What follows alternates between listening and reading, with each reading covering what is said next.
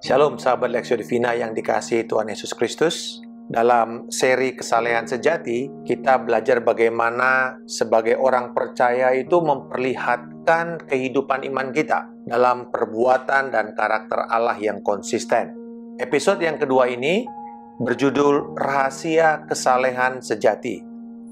Titus pasal yang kedua ayat 11-12. Karena kasih karunia Allah yang menyelamatkan semua manusia sudah nyata, Ia mendidik kita supaya kita meninggalkan kefasikan dan keinginan-keinginan duniawi, dan supaya kita hidup bijaksana, adil, dan beribadah di dalam dunia sekarang ini. Rahasia kesalehan sejati selamanya akan terkait dengan pribadi dan karya Yesus Kristus. Rahasia kesalehan adalah Kristus mendiami hidup setiap orang percaya. Ayat 11 dikatakan, kasih karunia Allah yang menyelamatkan manusia sudah nyata. Ini sebenarnya memiliki nuansa pengertian tentang arti rahasia, atau di dalam bahasa Yunaninya misterion. Misterion bukan artinya teka-teki seperti dalam kisah-kisah orang mencari harta karun, ya contoh Tomb Raider atau National Treasure, tetapi lebih kepada sebuah kebenaran yang selama ini tertutup atau masih termateraikan, lalu kemudian sekarang sudah mulai tersingkap atau dibukakan pada masa perjanjian lama. Kesalehan sejati, kebenaran tentang kesalehan sejati itu tertutup di dalam bungkus peraturan hukum Taurat atau Taurat Musa. Kesalehan di dalam perjanjian lama itu diukur dengan orang melakukan tradisi, praktek hukum Taurat, serta ritual hukum Taurat dengan sangat ketat. Kalau ini dilanggar, maka akan menghasilkan kemurkaan Allah. Dan kita tahu di dalam sejarah perjanjian lama, orang Israel karena tidak mentaati hukum Taurat dan menajiskan bait suci, mereka harus mengalami pembuangan. Kesalehan di dalam perjanjian lama diukur dengan perilaku yang tepat dalam mempraktekkan hukum Taurat. Jadi penekanannya adalah pada bentuk luar. Sedangkan dalam perjanjian baru, dengan dinyatakannya Kristus, karyanya serta pribadinya yang menyelamatkan manusia, maka kesalehan dimulai dari iman kepercayaan yang benar hanya kepada Kristus.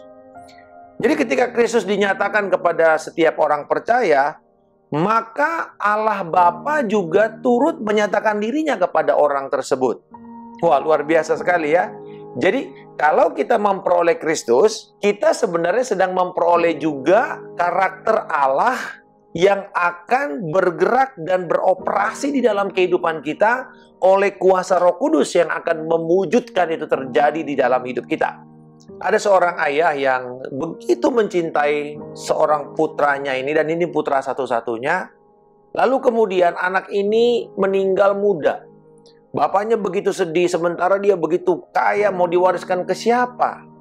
Dan pada waktu dia meninggal, dia memberikan sebuah wasiat bahwa semua kekayaannya ini harus dilelang. Dan hari lelang pun tiba. Juru lelang mulai dengan satu barang. Satu barang pertama, yaitu foto dari anak bapak ini. Ya, semua orang yang sudah datang sana ketika mengatakan ditunjukkan foto ini, bilang, ini apaan? Nggak ada yang tertarik dengan foto ini. Karena mereka semua mulai sibuk melihat dan mengharapkan barang-barang yang akan dilelang, dan itu barang-barang mahal. Tiba-tiba ada seorang tua yang angkat tangan dan bertanya kepada juru lelang, apakah ia bisa mendapatkan foto itu? Akhirnya juru lelang ini mengatakan, oke, sekarang siapa yang tertarik dengan foto ini? 1 kali, 2 kali, nggak ada juga yang angkat tangan. 3 kali, akhirnya dia ketok palu, diberikan kepada si bapak itu. Alasannya dia meminta itu karena dia mengatakan, saya ini yang dulunya bekerja di rumah bapak tersebut, saya kenal anak ini, saya juga sangat dekat dengan dia, sehingga ini bisa jadi memori. Jadi orang bilang, ya sudahlah, mungkin ini pembantu rumah tangga, ya sudah silakan aja ambil. Tetapi ketika dia menerima foto tersebut, tanpa diduga oleh semua orang yang hadir di sana, Juru lelang itu kemudian memukul palunya dan mengatakan, lelang ditutup. Kaget semuanya. Loh, kok lelang ditutup? Ada yang bertanya, loh Pak, ini kita belum mulai, mana barang-barang mahal yang akan dilelang? Lalu kemudian juru lelang itu berkata, wasiat dari Bapak ini adalah lelang dimulai dengan foto anaknya. Siapa yang memperoleh foto itu, maka ia akan memperoleh semua barang-barang lainnya. Hal ini dikarenakan si bapak itu begitu sayang kepada anaknya ini, dia menaruh nilai tinggi kepada anaknya ini, sehingga siapapun yang menghargai anaknya ini, dia akan mendapatkan semua yang diusahakan oleh bapaknya. Akhirnya kita tahu bahwa yang mendapatkan semua warisan itu adalah yang bekerja untuk rumah ini, yang begitu kenal dengan anak ini. Hal yang sama dengan Kristus. Siapa memperoleh Kristus, ia mendapatkan segala-galanya. Sebaliknya, siapa menolak Kristus, menolak perkataannya, menolak karyanya, maka dia akan kehilangan nyawanya selama-lamanya. Dia terpisah dari Allah. Kesalehan sangat terkait dengan Kristus. Jadi, sebagai konsekuensinya, tanggung jawab kita adalah bagaimana bertumbuh menjadi serupa dengan Kristus. Dia yang sudah berdiam di dalam kita ini perlu memperluas pengaruh dan kekudusannya, semakin lama semakin besar terpancar.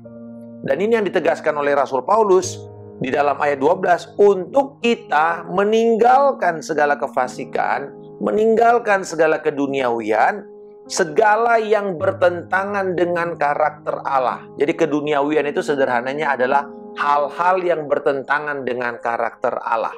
Kalau kita tinggalkan itu, kita kejar kesalehan, kejar ibadah, yaitu integrasi antara pengetahuan rohani kita dengan perilaku atau perbuatan kita sehari-hari yang mengakibatkan Kristus memancar.